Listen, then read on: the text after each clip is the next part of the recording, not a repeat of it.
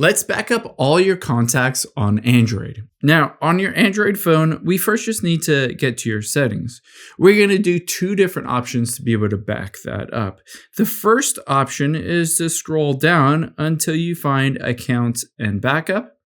And from here is Backup Data. The first thing I would recommend doing is checking other device data. It says settings, apps, messages, etc. So this might have some of your contacts, but it might not have all of your contacts. So we're going to want to walk through this as well as the other step.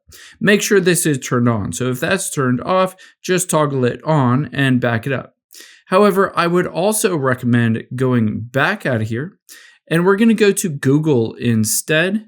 And from here, we need to check your contacts to make sure they're all synced up with your account. So you can scroll down to Google Contact Sync.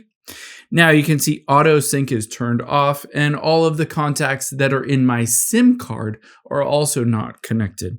So on any of these, I'm going to turn it on and turn on Auto Sync. And then I'm also just going to go back to my SIM card contacts, and I want to turn this on as well for my account. By doing both of these steps, you'll ensure that all of those contacts, no matter if you lose your phone, will not be lost.